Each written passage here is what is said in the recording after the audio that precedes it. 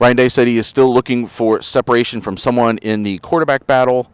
Nathan Baird from cleveland.com, along with Stephen Means and Andrew Gillis.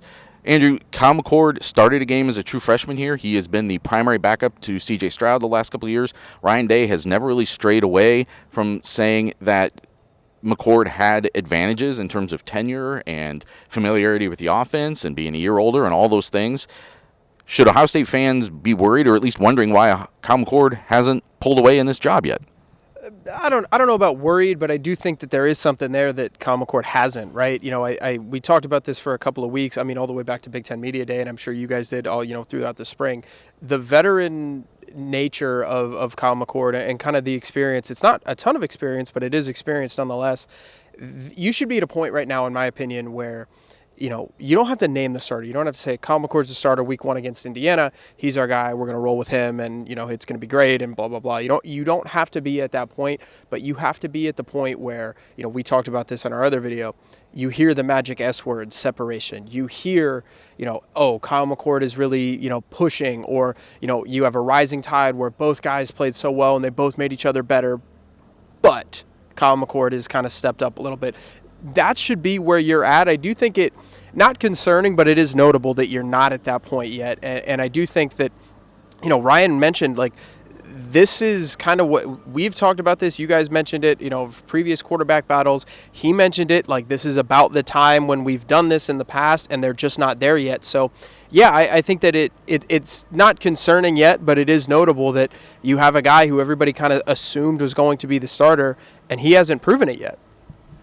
Stephen, we saw a lot of spring practices. We saw a lot of competitive drills in spring practice. We saw them kind of going head-to-head, Kyle McCord and Devin Brown. Are you surprised that this is still up in the air on August 14th or whatever it is, after the first preseason scrimmage, that we did not hear that separation word, and especially that we didn't hear it as it relates to Kyle McCord? I'm a little surprised. I'm not fully shocked. I'm a little bit, though, because I think the world has already picked Kyle McCord as Ohio State starting quarterback. Now, that's not what matters. What matters is what the people inside those doors say. But I think we all have kind of rallied around Kyle McCord is going to be Ohio State starting quarterback.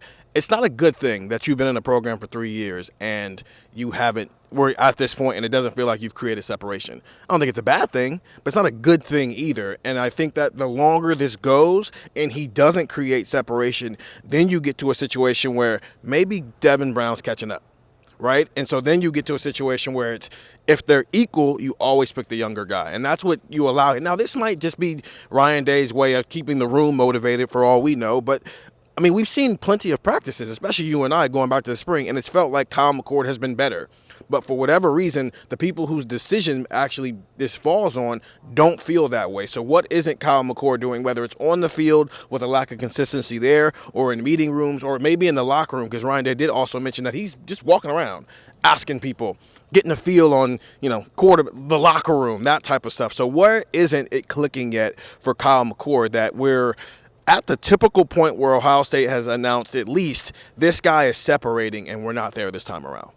There's a couple things I want people to remember here. Number one is that just because Devin Brown is almost at the Kyle McCord level, whatever that is right now, after a year and a half or whatever, isn't a bad thing. Like that in and of itself, that it may just be that he's actually pretty good. He's pushing Kyle McCord more than maybe they thought he would already at this stage. The other thing is, too, we're talking about two gaps that are happening right now. And one is this gap that isn't happening yet where one quarterback isn't creating the gap over the other one. We'll report on that, and it's important, and the identity of the starting quarterback is important. And then this whole thing becomes about the other gap, which is that quarterback closing the gap between how good an Ohio State quarterback has to be and how good he is right now. C.J. Stroud in 2021 was named the starter and then had to close that gap. And it took him a month to close that gap. It took him having to take a week off to get his bum wing back in shape and where he could throw the ball right. And that's why Kyle McCord got to start a game as a true freshman. So I'm really, really, really much more interested in that second gap. And I think this is all about Ryan Day pushing both these guys to try to be as good as possible. And he's saying things in there through us that he is probably saying to them too, but there's a message that's being sent, and I think it's about pushing both of these guys so that he has two starting caliber quarterbacks on day one from all those criteria that he has, consistency and all those things, so that regardless of who he picks, he's picking between two guys that he still thinks are both starting caliber. I think that's, at the end of the day, why we're on the timeline that we're on. We'll talk about this more on Buckeye Talk. Get it wherever you can find podcasts, and get the text 614-350-3315.